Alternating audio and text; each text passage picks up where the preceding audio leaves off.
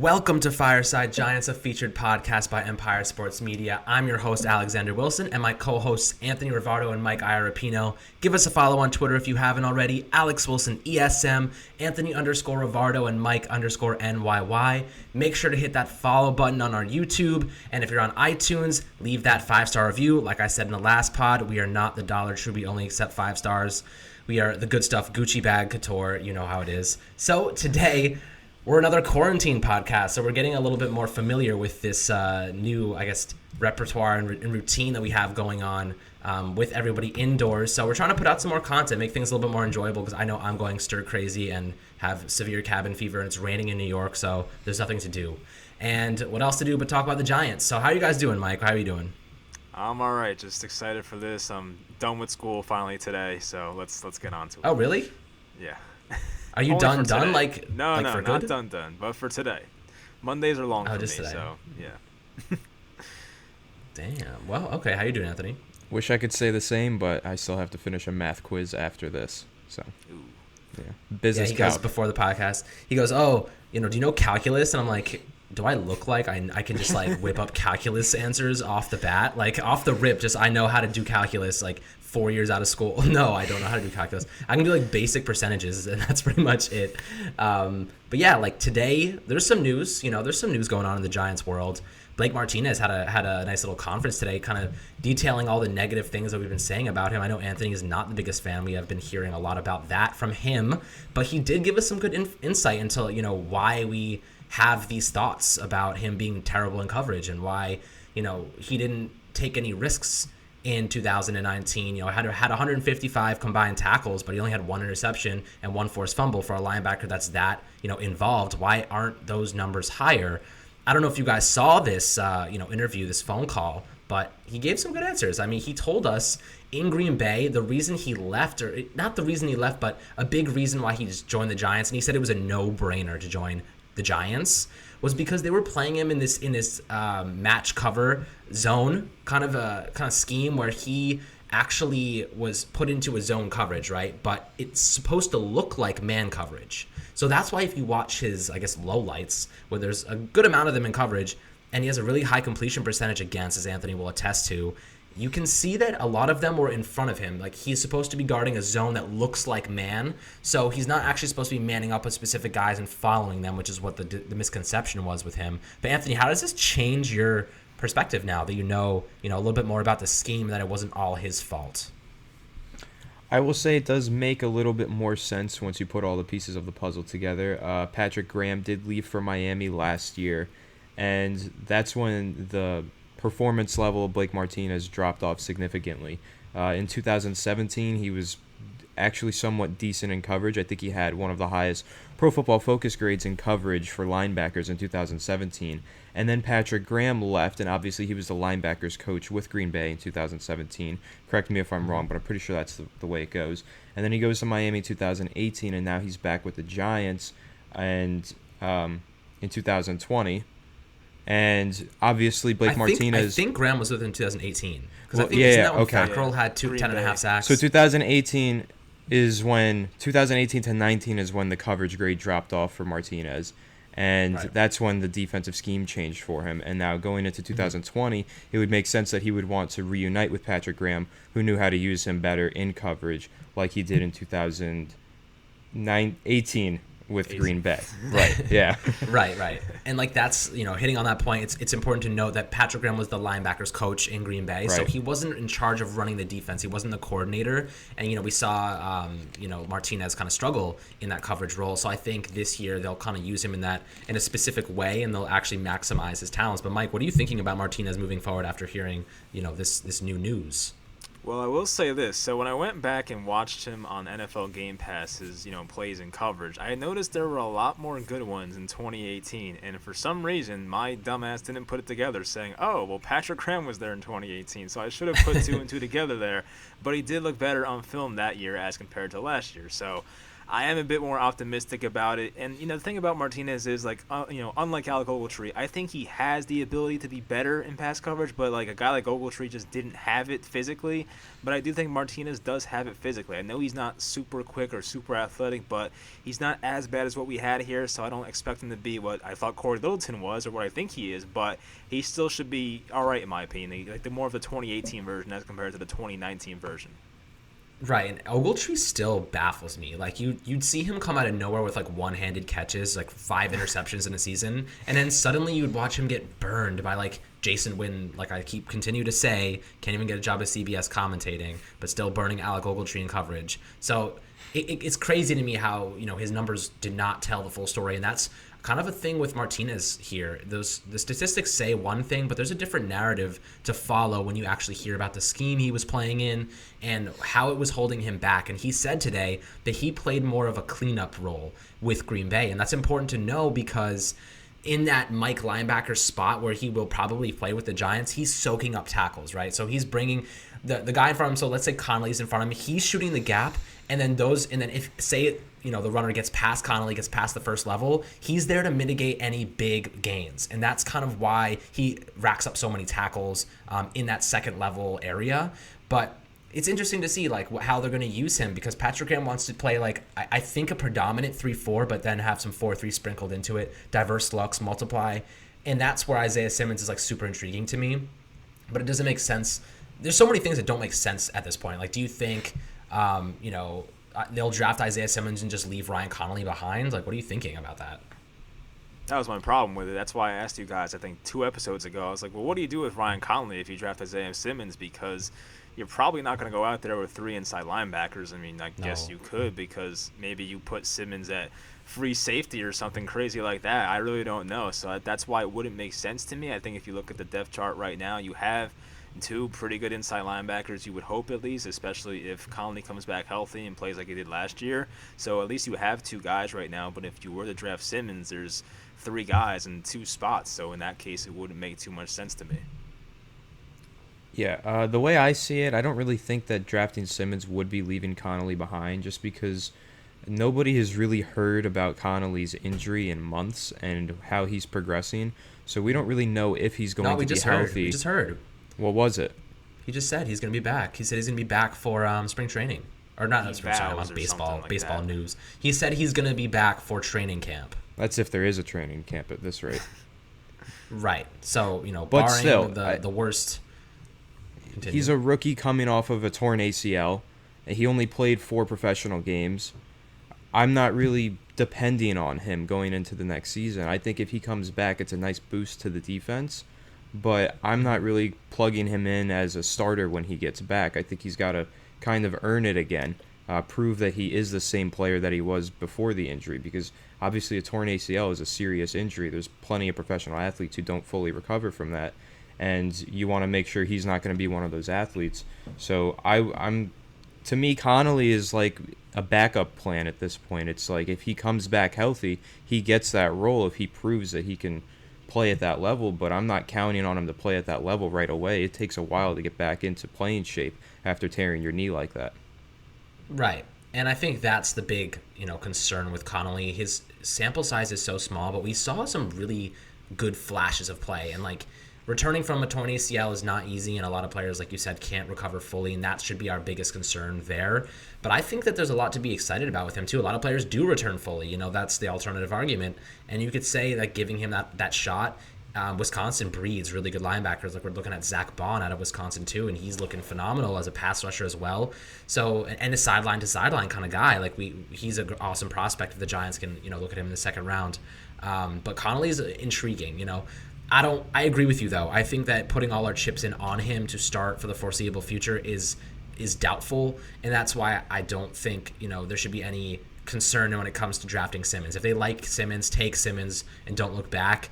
But I've been very on board with I'm cool with Simmons, but also really cool with having an offensive tackle. But here's my thing for you, Mike, because I know you really want Andrew Thomas, and I have a question that kind of pertains to what the Giants are looking to do. So they have Nate Solder at left tackle here, right? And it doesn't look like they're going to move on from him this year. What do you think that they're going to do if they draft a left tackle? If they draft a tackle prospect, it doesn't make sense to really draft a left tackle if they already have Solder there, unless they're going to move or cut him. But let's say in this example, they're planning to keep him. What are you doing in that situation? Yeah, one more thing to touch on Connolly. I'm not as concerned about the injury because he's more of an instinctual player, not the athletic type. Like, it's not like this is Derrick Rose tearing his ACL. This is Ryan Connolly, a guy who relies That's a on good point. tackling technique and instinct, so I just wanted to include that. But as to your question, Solder did play right tackle his rookie year. This was a decade ago at this point. So I think he would get the nod to start at left tackle to start the season. But if things go the way they did last year, at least you would have that insurance plan. I think if they drafted Andrew Thomas, Jedrick Wills, they'd probably start at right tackle day one. But then you have Cam Fleming on the bench. But I wouldn't really want to rely on Cam Fleming to be a starter anyway. So I'd rather have it be Nate Solder at left tackle. I would like him at right tackle, but I'm just being realistic here. Have him at left tackle, and then the rookie at right tackle, whether it's Wirfs, Wills, whoever. So that would be my plan. And if Solder's bad next year through the first handful of games or so, maybe even less than that, because they pulled Eli Manning after 2 games last year, so you never know. But if he's bad, then you try to move him to the right side, and if that doesn't work either, then say hello to the bench, and then we call up, not call up, but then you start Cam Fleming and hope that plan works out. Right, and I agree with you there because we still are in a rebuild, right? And the projection is that we probably will move on from Solder after this season. So it's okay if we draft a left tackle and then replace him mid-year, It's okay if we make those kind of decisions because in the grand scheme, it's for the future. We're thinking about the future, not the short term. And if Solder needs to be benched and then cut after the season, keeping some of that cap space, then so be it. But, Anthony, what do you think about this? I know that Nate Solder did say publicly that he is willing to move over to right tackle, and I think that if you're drafting somebody, a rookie, to be a left tackle for the next 10 years, I wouldn't waste time putting him on the opposite side of the line. I would I would put him at left tackle if that's what you plan on doing with him for his career. Put him there, let him learn that, because if he's got to learn right tackle and then shift and learn back left tackle, it could be 2 years before he's really settled into the pro game. I think you want to get him settled in as soon as possible and just have him play left tackle, since Nate Solder said he is willing to move to the other side of the line. Okay, yeah, that's reasonable. I mean, if he's willing to make that move, then I guess you give him the shot. I mean, Nick Gates doesn't want to be a tackle. He's already stated that he wants to be a guard. He's more comfortable in that position. They could always try to move him up into center position. We could see how that progresses throughout the season. But for the next segment, I kind of want to talk about our past Giants greats and kind of, who do you think about when you are reminded of, those past Super Bowls and those really exciting times that we have missed so badly. But before I dive into that, I just want to say that we're on Twitter right now, and Lawrence Tynes, who had those 2 game-winning kicks in 2007 and 11, wants to come on the podcast, guys. What do you think about Lawrence Tynes coming on the pod? And he wants to cuss people out and talk about people. So I don't know what that means exactly, but I'm kind of excited to see who he doesn't like and who he wants to cuss out. This could be pretty fun. I don't know. Oh, I'm excited for it, for sure. I mean, this is I think he's a guy who's not afraid to express his opinion. That's definitely what we want here. I think the fans would want that for sure. And I mean, it's awesome having a guy kick us into 2 Super Bowls. I remember sitting in my consumer finance class my freshman year that Monday after the NFC Championship game, watching that very Lawrence Tynes kick us to the Super Bowl. So it was very awesome. And if we got the opportunity to interview him and stuff like that, just chat with him, that would be an honor. Absolutely. And Anthony, what do you remember about him? I know you probably don't remember much. Why wouldn't I? Of course I do. Of course I remember Lawrence Tynes. I love Lawrence Tynes. I'd love to have him on, and I think that all of our followers on Twitter, they should go tag Lawrence Tynes and say, get on Fireside Giants and campaign until he gets on. Yes. Good idea. I agree. And he already said he wants to come on if we're open to him cussing and talking about people. So I've already agreed to that. I may have gotten myself into some trouble, even though, this is our podcast. We can do whatever we want, so it doesn't matter. But at the end of the day, Lawrence... he seems like a really cool guy, and I'm excited to talk to him a little bit more. But my favorite Giant, unfortunately, isn't Lawrence, although I do love him for kicking us to 2 Super Bowls. Victor Cruz. And I danced the salsa all throughout middle and high school because of that man. And I was really bad at it. You want to get up and do it right now? Yeah, I'll do it. But people are not going to like this. So this is incentive for all of you guys listening on iTunes and Spotify to actually come watch this, because you're going to see my salsa right now. See if you can see me. Let me know if you can see me. Do you see me? You're good. All right. That's my salsa. It's not Victor. That's what I'm saying. Not... So It's not. Well, yeah, I didn't just score a touchdown and, on 99 yards against the Jets. So, and I was at that game, by the way. 70,000. Really? I know. Anyway, so I don't get roasted on here by Mike. It's coming from my neck tonight. Victor Cruz is my favorite player, and I posted something on my Twitter today, just some highlight clips from the past. That 99-yard touchdown in 2011 against the Jets, I was there in like the last row in the upper tier, was arguably the most exciting play I've seen in the regular season, especially against the Jets, because all my friends are Jets fans, so it really sucks to have friends that are Jets fans. And having that happen, they were all sitting next to me, it was just brilliant. It was amazing. Who's your favorite player, Anthony? It probably would be Cruz, but since you already picked him, I'll pick another. And I'm assuming we're leaving Eli Manning off the table since that's like the easy answer, unless that's yours, Mike. But Justin Tuck would be it for me. I love Tuck. That's a man who always brought it both of those Super Bowls. I think he had 2 sacks in each of them. He always brought it every game in the playoffs and was a great, high character player on and off the field. And it reminds me of, obviously, I posted this on Twitter because yesterday was Justin Tuck's birthday. So if for some reason he's watching this, hope you had a good one. I met Justin Tuck back in late September or early October. I'm not completely sure. When I went up to Tom Coughlin's charity fundraiser, the Champions for Children's Gala is what it's called. And I got to interview Justin Tuck for about 2 minutes. And I was very nervous at that event because I'm 18 and everybody there is like really accomplished and, been in the industry for a while. And this was my first event. And it was like a restaurant where the bill is probably $1,000. So I was very, very nervous. But I got to that.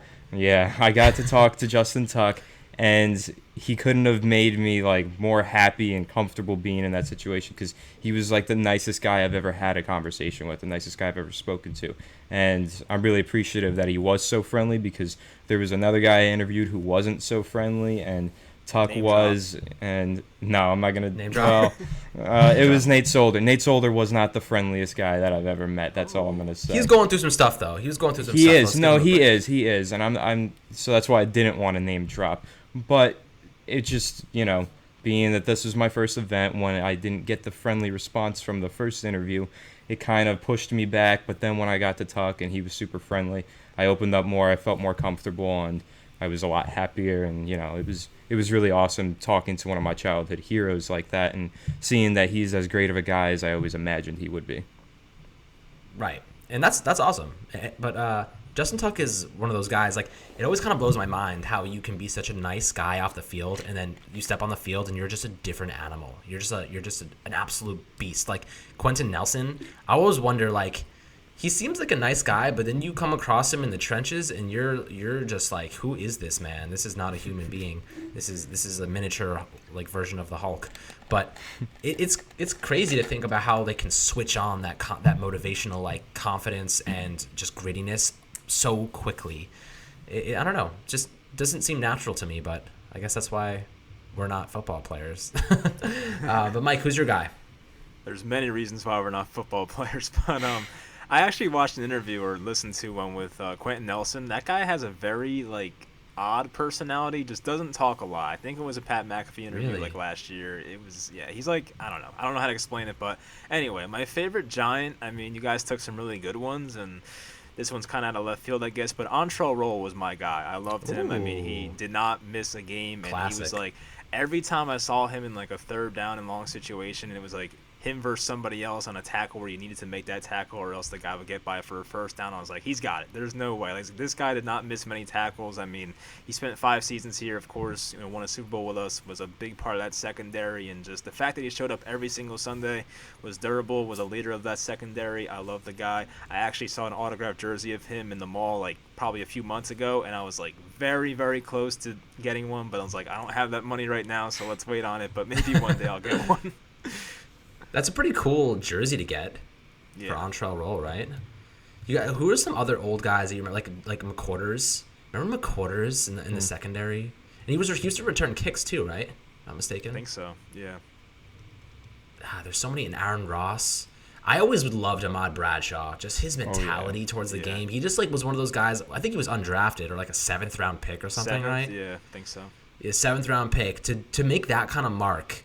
and that kind of grit on the field is unbelievable. I really miss having those type of players. The NFL has really dumbed down the game, just the mentality, the aggressiveness. And, I posted something about Jeremy Shockey yesterday, and George Kittle actually liked it. And George Kittle's like the modern day Jeremy Shockey, but without like the head ramming and just like Shockey used to just head first like spear people, and seeing some of his hits were just deadly. It's a different game now, and I totally support the health reasons for changing the rules a little bit, but at the same time, like, I miss that old gritty football where like they were just killing each other. Like that's what they ultimately, like, that's what they wanted to do. Like that was why they loved the game so much. Like they were trying to take anger out. And I guess now it's more about the money, for the league, and I get it. And keeping people healthy is super important, and like especially with head injuries and stuff like that. But I don't know. There's a lot of good Ahmad Bradshaw memories for sure. I mean, so many. Like the Bills run in 2017 or not 2007. The one in against Buffalo in Buffalo. There was that one. The one against the Jets where he just like ran over Brodney Poole, the Jets safety. That was awesome. The one in Green Bay. That was the same game, right? As Victor Cruz? No. Was it? It was. Yeah. That was the same game. You're right. Yeah. I remember seeing that live. I was like, oh, he knocked him out of the game too. Yeah, there's the Green Bay one to set up the Hail Mary. If you remember, there was probably like I think 12-ish seconds left, and then he just runs around the whole field, gets out of bounds with like 2 seconds left, and next play Hakeem Nicks Hail Mary. So that was a lot of awesome Bradshaw memories for sure. It's so annoying because like in the Super Bowl, he had the game winner in the Super Bowl too. Yeah, where they like sat score, backwards. Right? Yeah, I was just gonna say, do you think he should have sat down on that one? I mean, I guess it doesn't matter now. We won the game, so no. Yeah. Yeah, I'll be honest with you guys. I thought Gronk caught that ball on the Hail Mary based off the camera angle. My heart sunk probably further than it probably should have, but like I really did think Gronk caught that ball. And if he was healthy that week, he might have, but thank God he wasn't.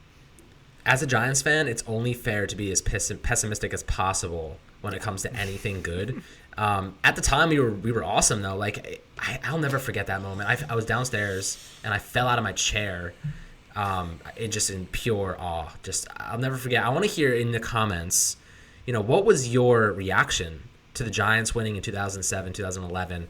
What had happened? Where were you? What was going on?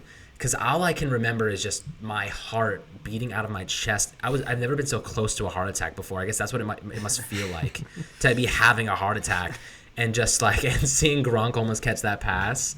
Oh my goodness! And then even Randy Moss, when Tom Brady's launching these balls downfield, and like Moss is like the best wide receiver in the game at the time, possibly in history, and we're watching him like almost come down in double coverage. Oh my goodness. I don't even want to relive this because it's making me anxious. It's making me anxious. They were close. They were close on one of them, and like I think it like hit his hands and bounced out. I forget who was in coverage against him. Was it Aaron Ross? Webster or Ross? I don't know. Are you talking about the Randy Moss play? The Randy Moss play? Yeah. Oh, I got to mention on that play, I think the ball traveled 70 yards through the air. That's got to be like the furthest throw of Brady's career by far. If they would have pulled that play off, I mean, it would have been like the greatest play in sports history, even though the helmet catch happened. But, thank God they didn't pull that off. Yeah, I bet you that ball was deflated, though. Yeah, right? Tom Brady's not throwing 70 yards downfield. We're watching Patrick Mahomes do it, and we're like, okay, like he could do it. He's like 20 years old, and he has a like cannon. And Tom Brady is like 50, and he's launching 70-yard passes downfield. Doesn't seem realistic to me anymore, at least. But I don't know. Regardless, we have some cool mailbag questions from you guys on Twitter. So I kind of want to just go through a few of those to break it down, see what's going on. So the first one. What is the barometer for this year being a successful season? Wins, reaching the playoffs, beating the goddamn Eagles. He said a different word, but the goddamn Eagles for once. I honestly, if we beat the Eagles both times, I'd consider that a successful season. If we won every single game in our division and lost the rest of them, I consider that a successful season, just for my own mental health, because we just continue to lose over and over again against the NFC East. But seriously, I think that a successful season this year would probably be 7-9, 8-8. I think average record going into this year with a new coach and another rebuild would be reasonable to me. What do you guys think? I have 8-8. I mean, it's kind of dumb to go by record. I think it's more just how they play week to week. I mean, If they lose some games because the fumbling issues with Daniel Jones still happen, that'll be very annoying. If they lose games because they still can't guard anybody in the secondary, that'll be annoying. So you hope they fix those things up. But at the same time, I also understand there's a lot of other teams with more talent than the Giants right now. So if they did lose some close games here and there, I can live with it. But I think going 8-8 would be like a good number for me. Mm-hmm. Yeah, I agree. I think that 7-9, 8-8 range is a successful season since we are a rebuilding team. I don't think making the playoffs is really a reasonable expectation at this point. I don't expect that at all. But yeah, I want to see the week-to-week improvements. I want to see Daniel Jones get better. I mean, this past season was almost a success just because we saw Daniel Jones play at a pretty high level for a rookie. So even though it was an awful season, we're all pissed about it, Daniel Jones played well. So in some ways, it kind of was a success because we got our rookie quarterback to develop. So if we can take things like that next year and apply them in the same fashion, then there's plenty of ways where we can find a success within the season without necessarily putting wins in the column, because that's something that I don't really expect us to do too often. Yeah. Ultimately, I just want to stay in the game. I want our defense to keep us in the game. There was too many times last year where we blew it in the fourth quarter, or we just gave up out off the bat. I think there was we had a string of games where we gave up touchdowns right out of the gate. And Shermer kept deferring. He kept wanting to get the ball second so we'd get it in the second half. And they would score right away one or two times, and we'd already be down 2 scores. So I just want the defense to start strong and finish strong. That's all I want. I just want to see some grit, some tenacity. I don't want to see Janoris Jenkins. Luckily, he's not. I mean, I guess not luckily, but he's not here anymore to miss tackles or give up and alligator arm people. I want to see consistency. James Bradbury, Blake Martinez playing their goddamn hearts out because that's why we're paying them so much money. I'm tired of seeing our defense give up in the second half. I get fatigue is a big problem because the Giants don't keep the ball enough, and that's where running the ball is important and keeping the offense on the field. But the defense just gave up at times, especially when Jabril Peppers got injured. That guy was the life of the defense. If you saw after he left, after he was went on injured reserve, the entire unit just fell apart. There was no leader there. I think Peppers can be that leader. You know what I mean? Yeah, he could. I mean, there's another thing, just for certain players' development, I think we have some key guys that need to develop, whether it's DeAndre Baker, obviously, Jabril Peppers. I'm expecting O'Shane Ximines to be better. Maybe Dexter Lawrence takes another step, being a better pass rusher. Leonard Williams, too. So there are some guys here. Of course, Daniel Jones, we mentioned. Hopefully, Saquon Barkley can get 1,500 rushing yards and 800 receiving yards, something crazy like that. So just individual players having good seasons that are important to us, that's kind of what we need as well. I agree. Yeah. What do you think, Yeah, that's Anthony? exactly right. I want to see the secondary improve. That's the main thing that I want to look at because we've invested a lot into that the past couple of years. Obviously drafting Julian Love, DeAndre Baker, Corey Ballantyne, and signing James Bradbury. I want to see overall as a unit them perform better. And obviously I think that will lead to more wins. I don't know how many, but I want to see improvement there. And then I think that would be a success to me if we could see big improvement out of that group. I agree. So, on to question 2.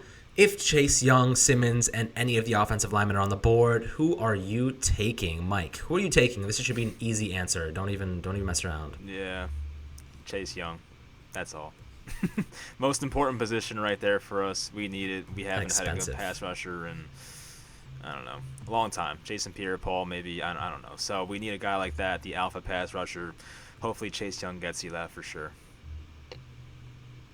Yeah, and everybody who's been watching and listening to our podcast knows that I think they're going to draft Chase Young at number 4 because that's who I want so badly. So obviously, Chase Young is my answer too. Of course, it should be for everybody. But here's an interesting thing I saw today. Jason Conlaforta, who how do you say his last name? Does anyone know? Jason Conlafora? Conlafora, I think. Conlafora. He said La Canfora. La Canfora. Okay, yeah. Whatever. Jason. He said that Washington wants to move back from number 2 for a quarterback-needy team. So I'm thinking that Detroit's only in our way now, and they just traded away Darius Slay, and all they have is Desmond Trufant. They look like they're going for Jeff Okudah. They look like they want Jeff Okudah. And then again, it's really hard to pass on Chase Young. Really, really, really difficult. But if the Giants land Chase Young, we're talking about one of the best drafts that we've had in a while. Because he is a big son of a gun. And I just that would be the best day. That would really make my day. And you still got to give away a jersey. I remember you said that. Didn't you say that one podcast? You'd give away a Chase Young Giants jersey? I think so. Do I have to give away that? Do I have to give that to you? Or someone else? No, just someone who. Okay, that's fair. I don't know how I'll give away a Giants Chase Young jersey if the Giants manage to draft him. So if you hear this in the pod, you better comment on YouTube or leave us a 5-star review. And in the review in the feedback section, say, I heard the Chase Young, jersey swap for being drafted. I heard it, and I'll keep track. I promise. I will give you the jersey if you. It's only one person. Don't think everyone's getting a jersey here. I'm not rich. Okay. So, Mike, we'll see. Maybe I'll get you a jersey just because you said that. But all right, cool. You reminded me. And Anthony, I'll get you one. Everyone here gets a jersey, and then some rando in the comments or reviews gets one too. Fair enough. That's the deal. Because awesome. I'll be so excited. I'll probably just buy jerseys for everybody. So here's the next question. Would you make some moves on the roster in order to free up money to sign Everson Griffin so that we can take an offensive lineman with the 4th pick? Or, alternatively, would you do the same thing with the roster, give up some players to trade for Trent Williams and lock in Simmons as the 4th overall pick? Okay, so this question is a good question. But at the same time, it indicates that we are trying to win now. I don't want to give up anything for an older pass rusher. We're not in a position to compete for the playoffs. Why are we trading away assets for Everson Griffin? Who's a 4-3 defensive end. He could probably move to the outside linebacker position, but I'm not giving away that much draft capital or players for a guy that age. What do you guys think about that? I'm thinking more of the Trent Williams way because that's an interesting question. I think he's 31 years old, if I remember. So he's probably got at least 5 more good years ahead of him. So if they can get 5-6 good years out of Trent Williams, and when he was playing one of the best left tackles in football, I don't know who they would trade. I'm looking right now. Golden Tate, Sterling Shepard, someone like that maybe. I don't know how they would create all this cap space because I'm assuming this is a guy that wants to make a ton of money, and he definitely deserves it. So not sure how they would make it work financially. A lot. I heard a lot. Yeah, if we can trade for a 31-year-old top 3 to 5 left tackle in the league, then that's something I'd probably do. Yeah, I agree. I'm not very interested in Everson Griffin, but Trent Williams does pique my interest. And I think in that scenario, you probably have to find a way to move Nate Solder to the Washington Redskins and have them eat most of that dead cap, kind of like a contract swap.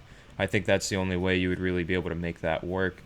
Because even then, if somehow you make that trade and you keep Nate Solder, then you have to push Nate Solder to right tackle because you have Trent Williams coming to take his spot. That's kind of awkward for the locker room there. So I think you would have to move on from Nate Solder at the moment that you get Trent Williams if you make it happen. You could do that or rescind the tag on Leonard Williams. I think that's another option. Not sure if they go that route, but it's something else. It's doubtful, but with Nate Solder, they can spread the cap out over multiple seasons because the CBA allows it, the new rules.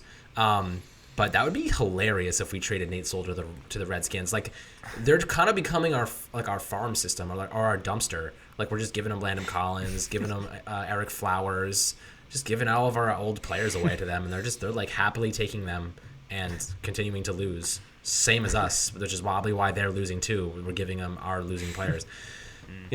But before we wrap up, we have one more question. And this guy, Jake Highwell, he says, hi, a couple questions. So actually a couple. What trades would you do to, okay, let me rephrase that. What trades would you make to obtain more draft capital? Who would you trade? Any trades you'd make for a pass rusher using existing players? So like, for example, he says Dalvin Tomlinson for Chandler Jones. I love Chandler Jones. I would love to have him, but I also really like Dalvin Tomlinson, and he's really cheap this year, and re-signing him probably won't be that expensive because his best season was last year, and he is an interior guy. He might make like $8 to $10 million per season, but I don't like the idea of trading anyone we have for any players. However, if we're trading away players for draft capital, that's a different story, and I know Anthony is intrigued by the idea of trading away Evan Ingram. What do you think about that? I think Evan Engram is somebody that a lot of people on like Giants Twitter want traded, and I don't. But if the price is right, like if you're able to pull off a second round pick for Evan Engram, I think then you pull the trigger just because there's so many questions surrounding all of his injuries and production, and the second round pick is pretty valuable. As for That's a trading, high pick for Evan Ingram, though. yeah, as for trading for a pass rusher, I don't know that there's too many teams that are really looking to give away pass rushers for, for cheap prices. Most of them are going to be really expensive, but I do know that the Vikings still have Anthony Harris, the safety, on the tag, and they're looking to trade him, and that's somebody that I really want the Giants to trade for because they only want a mid to late round pick for him. So if we can get him for a 5th round pick, I'm all for that. Yeah, I really don't know in terms of pass rushers who you would take. I know there's a guy named Jadeveon Clowney still out there, but they don't have the resources to make that happen. So I think Von Miller was put on the block maybe at the deadline, but I think he got franchise tagged, or was he re-signed or franchise tagged? I can't remember. But even then, he's 31, 32. Von Miller? Re-signed, I sure. think. Re-signed. He definitely didn't get the tag. Yeah, so Yeah, I don't think he's a bit older too, so that really wouldn't make much sense. But in terms of trading some players for draft capital, I would definitely be on board for that. I mean, even Dalvin Tomlinson, if you can get a high second round pick, or I guess lower in the second round. I don't know if it's high or low. People have different ways of saying it, but towards the Going into a 60s, contract year, yeah, I would probably pull the trigger because we have enough defensive tackles and guys that stop the run on this team. And so if they want to trade Tomlinson, who has 1 year on his contract remaining, I'd probably make a trade like that. Right, and we still have BJ Hill too, and he just kind of disappeared. I really liked what he showed us in his rookie season, and then they kind of just put him in the back seat. However, I do like the idea of trading Evan Ingram, but I have a specific scenario that really makes a lot of sense to me. So let me know what you guys think. If they extend, so I think May is the deadline to pick up his 5th-year option. If they pick up his 5th-year option and then use him as normal, try and trade him at the deadline during the 2020 season, they can get him to a team that's competing but just needs another good receiver, another tight end who can I guess try and block and play wide receiver. I think that we could get a decent value from that. A team that look like they're gonna win. Have a chance at winning the Super Bowl. We saw the last Super Bowl with George Kittle. 2 really good tight ends in the Super Bowl this past year. So a team that's looking for a guy like that might be willing to give up maybe a 3rd, 2nd round pick for him at the time. I think that's the best way. And plus, they'd have another year on his contract for a reasonable price with the 5th year being picked up. That's my idea. What do you guys think about that?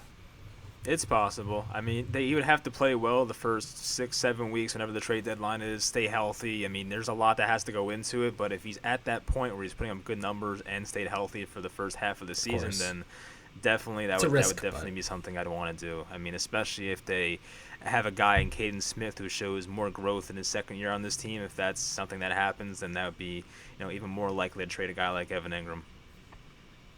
Yeah, it's really dependent on what his performance and the rest of the team's performance is going into that trade deadline because, heading into this new offensive system with Jason Garrett, he gets the best out of tight ends. So if he can get a lot out of Evan Engram, there could be a lot of teams that are really excited about him and want to trade for him. But I am very nervous because I know Dave Gettleman has whiffed on a few trade deadline opportunities. Obviously, Landon Collins being one of them, could have traded him at the deadline and didn't, and then got less in return for that. Same thing with Janoris Jenkins, ended up cutting him after deciding not to trade him at the deadline. So I don't know if I really trust Gettleman to pull off the proper trade. I feel like he would probably wait until the offseason and then try to do it, and then that would be like a whole nother reason for us to be angry at him. But if they can pull off that scenario that you're talking about, Alex, I think it's a pretty good idea. It'd be ideal, right? Yeah. So that's pretty much it for today. I just want to say thank you to everyone who's tuning in, and maybe we want to do a live stream for the draft. Maybe that would be a cool idea for the first round. We could do a live stream, and you guys could tune in and watch it with us, and just crack a beer, have some fun, and cry together when they pick Derek Brown. So that I'm not trying to speak that into existence. I'm not that superstitious, but I am also very scared of superstition, so I don't want that to happen. But I thought that would be fun, to do a live stream, get everyone involved, do some cool stuff. But I hope everyone is safe and healthy out there. They're doing, their quarantine is in full effect for most states right now. So I hope everyone is doing well and their families are doing well. Make sure to look after your elderly loved ones, as we stated in the past. Super important just to be aware of everything. But any last words from you guys, Mike and Anthony? Hopefully Lawrence Tynes gets on here soon. That would be nice. Yeah, I'm really intrigued to see who he's going to curse out. Yeah, that too. Yeah, me too. Everybody type in the comments, predict who do you think Lawrence Tynes is going to curse out if he gets on here. And then hopefully Are we talking former teammates or like current players? Like I don't know what he's talking about. I don't know. I honestly, former teammates could be pretty exciting though. That would be pretty intense. Yeah. What if he just cursed out Tom Coughlin? Like, oh my god. Like, I'm trying to think. Like, I don't know. It could be. Who knows? Yeah. It's probably going to be an Eagles player, because I know he hates the Eagles like all of us. So it'll probably be something like that. David Akers. Okay. Yeah. David Akers. just fellow kickers, just like roasting fellow kickers. That would be so random. I want to hear the stories behind why he's cursing out these people. That's kind of what I'm more interested about. Like, what happened? What happened to you that you have to curse out these people? But anyway, I'm excited to see what happens. I hope you guys are too. Make sure to leave those comments in the YouTube and give us those reviews on iTunes, and make sure to listen to our podcast weekly. We have a lot of awesome content coming out. Anthony just broke the Mekhi Becton analysis on YouTube and written content. There's tons of stuff to consume. We're still grinding away for you guys, and we really thank everyone for tuning in. We will talk to you guys next time. Everyone stay safe out there, and thank you very much.